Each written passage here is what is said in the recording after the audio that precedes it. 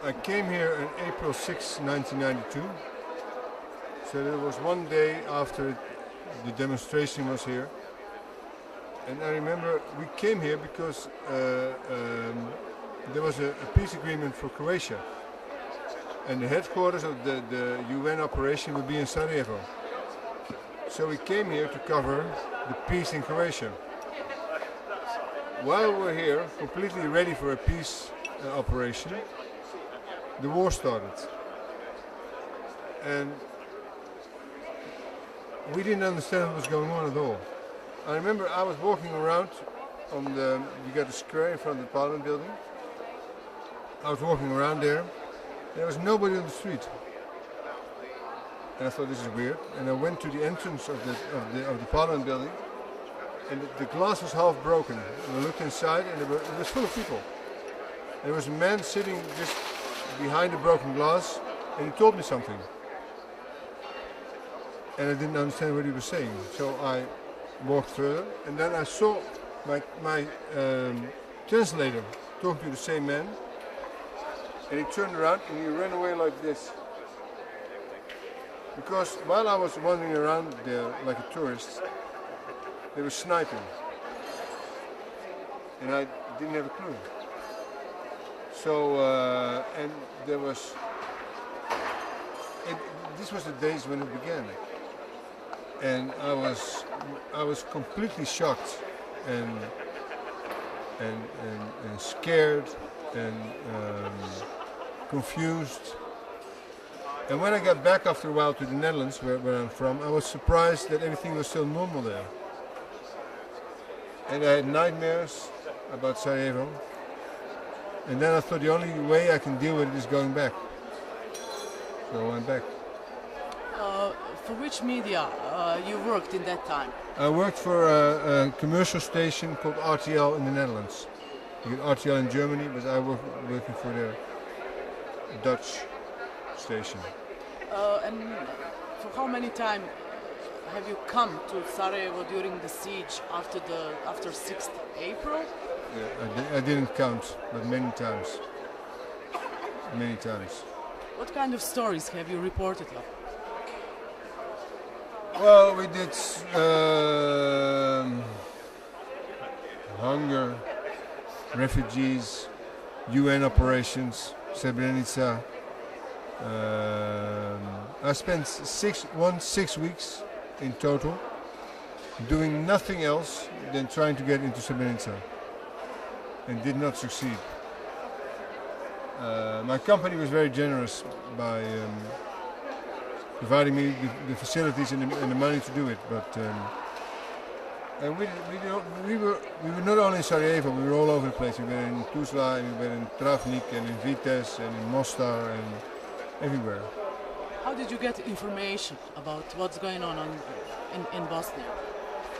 We talked to people, and you got communications from the United Nations and from the European Union. But I think the most important thing is to talk to people. So this is what we did a lot. Can you describe maybe a typical day of a war reporter in a besieged city of Sarajevo? You pick a story, you go there, you shoot very quickly and you get out. Because you want to stay the least amount of time on the street. So normally if you're making a story, you hang around and you wait and you get time. In Sarajevo, not every day, but most days, you go, do the story quickly and get out again. So this is what we did. And what was, if you remember now, what was the most horrible, most difficult moment while you've been here? I think the most horrible moment was when we were in Tuzla when the buses arrived from Srebrenica and there were no men in it. And we didn't exactly know what was happening, but there was something very, very wrong. I mean, the women in the buses knew that. They felt there was and we didn't even realize that much how bad it was at that time. But there was something horrific going on. I'm Dutch, and you know that the Dutch soldiers in Srebrenica, whose role is, let's say, a matter of discussion still. So I wasn't very popular with the people who came out of Srebrenica. Not very important maybe, but that was horrible. That was horrible. Did you ever, have you been ever in a situation to apply self-censorship on your reports? Or have you faced censorship from your media house? No, not really. I don't remember anything that they ever took something out. I remember one thing, not about Bosnian War, but we were driving into Baghdad in the Second Iraq War. And I had a piece in which I explained how our driver loved Julio Iglesias. He was from Jordan and he played only Julio Iglesias. And I made a little joke about that. And they cut it out because they thought it wasn't tasteful. Also, once I got a lot of criticism because I was doing a live here somewhere behind the television building. And there was a ceasefire in Sarajevo. And ceasefire, if there was a ceasefire in Sarajevo, better head to the cellar because it's going to be bad. So, exactly at the moment that the ceasefire would have started, they started shelling. And I started laughing because, you know, this is... And people at home didn't understand that. But if you're in a situation like that, these things, you know this is right, you know they're gonna shell, so when it happens you laugh. But interesting enough, your sense of humor changes if you're in a war situation. You know the movie A Perfect Circle. It's about Sarajevo in wartime. I saw it here for the first time in the Sarajevo Film Festival. I was with friends and we all thought it was hilarious. What a funny movie. I mean, we were all laughing about it, but this hilarious movie. Then, 10, 12 years later, I saw it again. And I didn't think it was funny at all anymore. It was just horrible. So something changes in your head. And the things, you encounter things that are so bad and horrendous and terrible that you can deal with it by making it funny. So we laughed. We laughed at things which are not funny at all. So somebody's shooting at you and misses. This is funny. Have you also made some friendship with the local people? Was there some positive, also positive things that you remember from the time that you've been here? We made many friends. But this is the tragedy of the war. Because the war lasted so long. If you're here for year after year, you make friends. Yesterday, we went to see the family we always stayed in Vitesse. And they were so happy, we were happy to see them, but I didn't realize they were so happy to see us again after all these years. And they were all doing good. We thought the grandparents might have passed away, but they were still there and they were doing well. And their daughter, who was Katarina, was cameraman, this big at the time. She came to see us. She's now 24, a beautiful young woman. And she came to see us today. And they have a son who used to be this big, and he's now this big. Beautiful guy. And he's studying in Banja Luka, and they're Croats. And now he's going to marry, end of the month, a girl from Orthodox girl, Serbian girl. And his parents say, good, this is the way it should be. He should marry a Serb girl. This is because this is what we are. This is Bosnia. So I know there are a lot of things going very slowly and some people are quite pessimistic for the near future.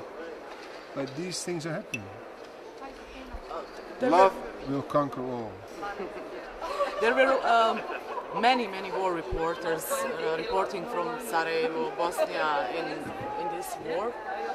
How do you see the media coverage of Bosnian war? Was it objective? I don't know what an objective is. You can be fair, which is you don't say things which are not true. You don't go after somebody. You try to present the facts as they are. But you know, what is objective? Is a camera objective? If this camera would have a different lens, I would look very different. If we had a wide angle lens, I have a big nose and big eyes. And it would even look uglier than I am in reality. So, what is the truth? What is objective? I don't know what it is. We try to be fair. But I had my opinions. And I expressed my opinions while I was here. And I might have been wrong sometimes, but these were honest opinions. Do you think that media attention was important or maybe crucial for intervention, which happened in '95? We thought for a long time it didn't matter. But there's one picture made after Srebrenica. I don't know whether you know the story. There's a lady who came out of Srebrenica and she assumed her husband was killed. So she went into the woods, I think it was near Tuzla, and she hanged herself. She committed suicide. And there was a Croat cameraman who made a picture of it. It's not a very artistic picture, it's like a snapshot. You see her hanging in the trees, you don't see her face, it's pretty neutral. It was in the Washington Post. And Al Gore, who was then vice president, took the picture and showed it to President Clinton. And he said, my daughter is asking me, what are we going to do about this? And the story is that at that moment Bill Clinton said, enough is enough, we're going to finish it. And he did, they did. Because after all the talks we had for 3.5 years, well, it's impossible, you cannot fight because of the hills and the Second World War and Hitler were 33 divisions, you cannot. When they wanted to, it was over. It took a very short time. So, could have done it in 1992 maybe. But maybe we had to wait for the time to be right. But I think most journalists thought that the West should intervene in a very early stage. You said you've been also later in some other war zones, conflict zones. Can you compare those with the war in Bosnia, and can you find some specific things which are typical for covering war in Bosnia, which are different than others? Okay, a couple. First of all, it was possible in Bosnia to be in the morning here in, let's say, Bosnian territory. In the afternoon be up the hills with the Serbs. It never happened. We went shopping in Pale. We got eggs and milk and meats in Pale, and they would cook it here in the kitchen. What war allows that? It doesn't happen. Then, this was Europe. I mean, I've covered wars in Africa. I don't want to say anything bad about people in Africa, but it's easier to talk to people here